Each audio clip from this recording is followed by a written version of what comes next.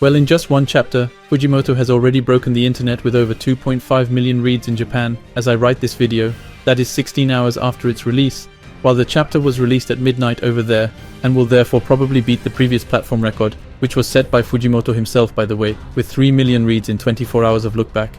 And of course there's also a whole heap of fan art, each more incredible than the last, and even a fucking fan animation that some guy released barely 5 hours after the chapter's release. In short, Chainsaw Man is back with a bang, and if it's obviously because everyone's been waiting impatiently for this sequel, it's also and above all because this first chapter more than lives up to fans' expectations. And as far as I'm concerned, it goes even further than I expected, because Fujimoto really drops a bombshell at the end of the chapter, a simple sentence that could really upset the whole construction of the universe he's created for Chainsaw Man, so stay to the end, you'll see it's going to be very interesting. Anyway, let's have a look at everything that's interesting in this first chapter of Chainsaw Man Part 2, the 98th in all, cleverly named Chicken and War. First of all, the chapter begins in a school with Kokepi, a chicken devil whose class teacher makes him live with his students for 3 months before killing him. We're then introduced to Asa Mitaka, a student who hates devils because her parents were eaten by one, and who generally hates everyone, so will insist that she's downright bitter, even misanthropic. At one point we see how out of step she is with her class. When her classmates laugh about Kokepi, she remains unmoved. Incidentally, on the subject of form, Fujimoto emphasizes this discrepancy with his paneling, in which the same box layout is repeated 3 times. A vertical box with a question, another vertical box with Kokepi's reply, then 3 horizontal boxes with Kokepi's reply as a joke, the students' laughter and Asa Mitaka's cold expression.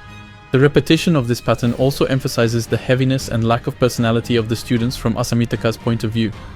Anyway, this was a little opportunity to show you how Fujimoto's paneling is excellent, and how it tells the reader things without them really being aware of it. And if you're interested in this kind of thing, I'd recommend the YouTube channel, BD Mancy, Comics Design Study, and his video on Chainsaw Man. He does it much better than I do. Oh, and for those who haven't noticed, the passages with Kokepi are a little reminiscent of Fujimoto's very first work, 2 Chickens at the Bottom of the Garden, which you can find in his short story collection 1721, and which I talked about in the video about 1721 and 2226. It's a nice little nod to his own work, and it won't be the only one. We'll also see in the passage where Asa Mitaka complains about everything that Denji has become a veritable icon, to the point where nobody minds capitalizing on it, a bit like I said in my video on the true meaning of Chainsaw Man. You can see this with the class rep who eats a Chainsaw Man donut. By the way, I love the fact that the first chapter of part 2 of the manga indirectly mentions its main character through his impact on the whole population rather than showing him directly in action. It really brings home the difference between what Denji was before. He was a poor kid who didn't even have enough to eat and nobody cared, but now he's a real hero everyone's talking about. And the way it's brought up is all the more striking in that we follow the point of view of Asa Mitaka, a character who seems to live in a rotten district of a rotten town, and she cites the Chainsaw Man as a problem of the same order as the rest. It's like an inversion, where Denji is a privileged man while others live in misery, and this parallel is even more interesting when we know that Asa Mitaka will probably be his enemy. But anyway, back to Kokepi. The day of his execution arrives, but in an incredible plot twist, irony intended, the class refuses to kill him because they've grown attached to him, and it's then that the teacher makes the incredible revelation. It was a prank to see if his students were jerks. But no, they're nice. So all's well that ends well. They play soccer with the chicken to celebrate. And Asa Mitaka, who was bitter, has a revelation when Kokepi calls her by name, realizing that her classmates weren't that annoying and that she just envied them. It's beautiful and all. But she smashes her face in and crushes Kokepi, killing him instantly. And that's what I love about Fujimoto's humor. He gives you a whole cliché narrative construction, then twists it around and turns it into a kind of absurd black humor where you don't really know whether to laugh or not. And I know that humor is very subjective, but personally I love this kind of humor. Anyway, Kokepi gets a nice grave and Asa Mitaka a nice depression. Then the teacher and delegate take Asa Mitaka outside on the pretext of visiting Kokepi's grave, and that's when we get to know the real face of the delegate. She actually hates Asa Mitaka, because the teacher, with whom she's sleeping by the way, is actually in love with Asa Mitaka, or so she thinks. In short, she's jealous, and has made a contract with the Justice Devil, who has advised her to kill Asa Mitaka, so that all will end well, which she's going to do. And just like Denji in the first chapter of Chainsaw Man Part 1, Asa Mitaka is going to die. Just as she's about to die, she'll realize that, just as she was envious of her classmates, the delegate was jealous of her, that everyone is jealous of someone, that it's the norm, and that there's nothing wrong with being selfish since everyone else is. Except that when she sees a little owl who offers to possess her body so that she can survive, she obviously accepts, knowing that this owl is the war devil no less. Then the war devil goes and slaughters the delegate, using the teacher's spine as a sword and the devil's arm as a grenade. It's too stylish, it's too well drawn, it's a double-page reference to Goodbye Eri. In short, it's brilliant. But it does raise a few questions. We don't really know what Asa Mitaka's nature is after all. Has she entered into some kind of contract making her the same kind of being as Denji, Reize, Quanchi, etc.? Or has she simply become completely possessed by the war demon, erasing her personality and transforming herself into a hominid demon like Power Makima or Nayuta? Although the case of Makima and Nayuta is still a little unclear. Well, it's rather complicated to know, as the owl seems to have made a sort of contract with her, possession in exchange for survival, but he also seems to have his own personality and no trace of Asa Mitaka's personality. Anyway, it's all a bit hazy. Oh, and if you were wondering why the war devil is represented by an owl, it's probably a reference to the fact that Athena, the Greek goddess of war, is symbolized by the owl. And another funny detail, after his resurrection, Asa Mitaka has scars on his face similar to Saichi Sugimoto's in Golden Kamui, whose author Noda Satoru was also on the list of the Gun Devil's victims. It's probably a nice little nod from Fujimoto. And now I'm gonna have to tell you a bit about a very interesting theory, which isn't mine by the way. I'll warn you right away, I saw it from a Frenchman on Twitter. I'll give you the link in the description, and I'd also seen it in English on Reddit it seems, but in the end, we don't really care who came up with it first anyway. As is often the case with theories, people can have the same idea without having stolen the others, especially as it's pretty obvious in the end. Anyway, to sum up, this is a theory based on one of Makima's mysterious dialogues, which I talked about a little in the Chainsaw Man Genius video by the way, where she talks about the moment when Chainsaw Man was fighting, among other things, the Four Horsemen, before transforming into Pochita, and Chainsaw Man meets Denji. These Four Horsemen would thus refer to the Four Horsemen of the Apocalypse, heralding the end of the world according to the Bible, and which are respectively, in their order of appearance, conquest, war, famine, and death. In fact, Makima mentions the last three in her discussion with Kishibe when she unveils her plan.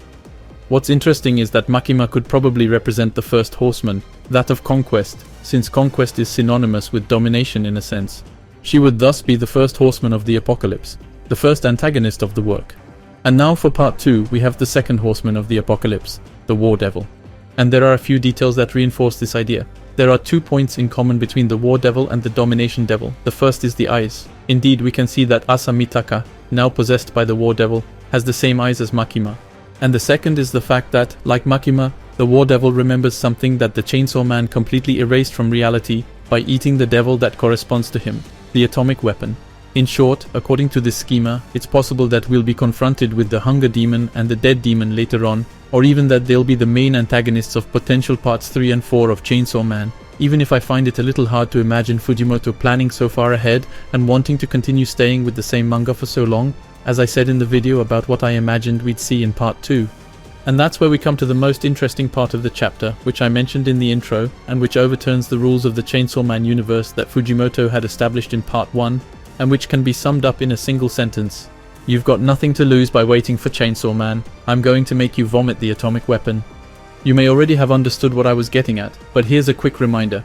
Chainsaw Man's power is to make devils disappear from reality by eating them. So, as Makima explained in part 1, the Chainsaw Man made certain concepts disappear from reality by eating their devil, like the Nazis for example, but also nuclear weapons. As I said in the video on Chainsaw Man's genius, the devil gun had ultimately replaced nuclear dissuasion, because nuclear weapons no longer existed. But anyway, what the war devil seems to be telling us here is that it would be possible to spit out the devils that Chainsaw Man ate, resurrecting them in a nutshell, and thus bringing their concept back to life. So what's so crazy about this? Well, not only does it call into question the fact that the devils devoured by the Chainsaw Man will disappear forever, but it also opens up an enormous range of creative possibilities for Fujimoto. In fact, he can literally invent whatever he wants this way. Let me explain. When Makima makes a non-exhaustive list of the devils that the Chainsaw Man has eaten, she also mentions things that have never existed in our world, to make us understand the point of view of the characters, who are completely unaware of the existence of things that have existed before. Arnolone Syndrome, SOA, the eruption of Mount Hio, the sixth sense humans had, starlight capable of breaking a child's spirit, the 4 other possible paths besides death when a life comes to an end, and surely a whole lot of other stuff. All these things that don't exist in our world did exist in Chainsaw Man's world. And in fact, since Makima isn't exhaustive, Fujimoto can literally invent whatever he wants without creating any inconsistencies. Like, I don't know, to take an unoriginal example, he could say there was a magic devil that Chainsaw Man ate, resurrect it, and turn his manga into a fantasy manga. In short, he can really invent anything he wants thanks to this seemingly innocuous little phrase. Anyway, I don't know if this will really be exploited, but when I told you to be ready for anything in the video on what to expect from part 2, I was thinking of the kind of thing he can pull out of his hat as if nothing had happened, and which can have huge consequences. Anyway, it looks like we've got our antagonist here. Even if nothing is certain in Chainsaw Man, eh? In 20 chapters she might be Denji's mate, but in any case, we can't help but wonder about her objective. Why does she want to bring back the atomic bomb devil? Well, for the war devil it seems pretty obvious. He wants to strengthen his power, and the best way to do that is to make people afraid of war, and bringing back a bomb capable of literally leveling the planet is a good way of doing that. But in fact it's the real purpose of the war devil that interests me.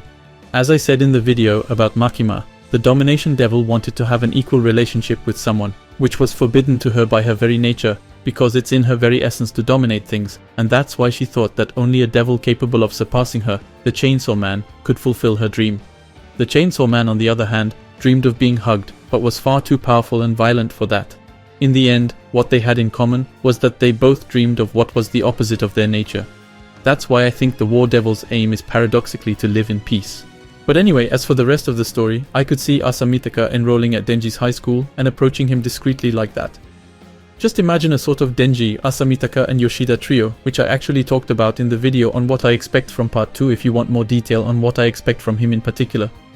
I think it would make quite a trio, with plenty of suspicion on all sides, a sort of friend/enemy relationship. Also, I can imagine a chapter 2 where we'll switch back to Denji's point of view, to see his daily life and all. I don't think all of part 2 will have Asa Mitaka as a point of view, though I wouldn't mind. What more can I say except that I have the impression that his drawing has improved again, that his paneling is incredible, that there are too many good graphic ideas, in short, that it's visually stunning. In fact, I think his break, in quotation marks, of a year and a half between the end of part 1 and the start of part 2 was the best choice he could have made. Despite the impatience of the fans, he was able to cut back and do what he wanted. He released Look Back and Goodbye Eri, both of which are incredible one-shots in every respect, and this enabled him to make further progress in terms of drawing, cutting, staging, etc., all the while doing something completely different from the usual, allowing him to come back better than ever for part 2 and to have taken the time to refine the script.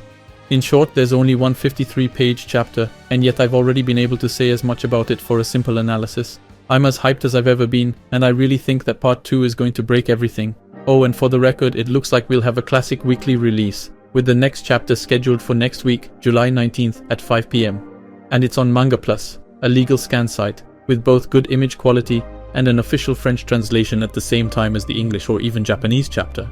Anyway, I hope you enjoyed this analysis of the first chapter of Chainsaw Man Part 2. As I said in the previous video, I won't be doing a chapter review of Chainsaw Man, simply because I'm working on the principle that to really do a qualitative analysis video, one chapter isn't enough, with exceptions like this one, and so I'll be doing arc analyses instead, which will give me a better view of things, more distance, and enough material to draw something interesting out of it. I hope you enjoyed the video. You can check out the others I've done on Chainsaw Man if you haven't already. Subscribe, like, share, the bell and all that. You know, don't hesitate to come and follow me on Twitter too. I'll probably tweet a bit about the chapters. It'll make you a mini review if you like. All the links are in the description. See you next time.